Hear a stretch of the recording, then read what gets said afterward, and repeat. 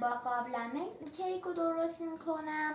الان ته قابلمه رو کاغذ روغنی گذاشتم و الان کیک رو میریزم داخلش.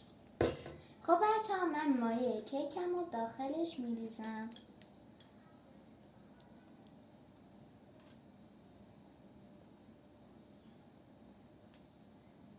امیدوارم که خوشمزه باشه. خب بچه ها، ما کیکمون رو گذاشتیم روی گاز. بعد از نیم ساعت برمیگردیم.